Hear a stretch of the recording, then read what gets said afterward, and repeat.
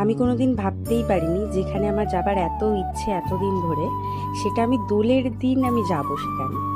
তো ভোরবেলা 4:30টার সময় উঠে আমি বেরিয়েছি। তো রাস্তায় দেখতেই পাচ্ছ কত সুন্দর সবে সূর্যটা উঠছে। আমরা রেডি হয়ে চলে এলাম হাওড়াতে। হাওড়া থেকে এসে আমরা ট্রেন ধরলাম। ট্রেনে করে আমি আর প্রীতি চারিদিক দেখতে দেখতে চলে এলাম আমরা নবদ্বীপ ধাম। নবদ্বীপের ট্রেন থেকে নামলাম, নেমে আমরা অটো করে চলে এসেছি খেয়া ধরতে। খেয়া ধরে আমরা যাব মায়াপুর। তো দুজনে মিলেই এসেছি, কেউ নেই।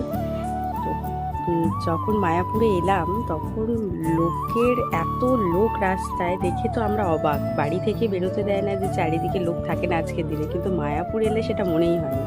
তো মন্দিরটা এত সুন্দর, এই প্রথমবার এসেছি আমি, আমার এত ভালো লাগছে। আর এই চারিদিকের এনভায়রনমেন্টটাই আলাদা, মনে হচ্ছে একটা অন্য জগৎ। তো খুব সুন্দর লাগলো, চারিদিকে ঘুরে ঘুরে দেখলাম। তারপর আমরা গেলাম ঠাকুরের দর্শনে, ঠাকুরকে দর্শন করলাম। দর্শন করবার পর ওখান থেকে টিকিট কাটলাম। কেটে আমরা প্রসাদের জন্য লাইন দিলাম। দিয়ে ওখানে প্রচুর লোক একসাথে, প্রায় 500-550 তার বেশি বোধহয় লোক বসেছে। আমরা সবাই প্রসাদ খেলাম। খেয়ে ওখান থেকে বেরিয়ে একটু চারিদিকে ঘুরলাম। ঘুরে দুজনে মিলে রং খেললাম।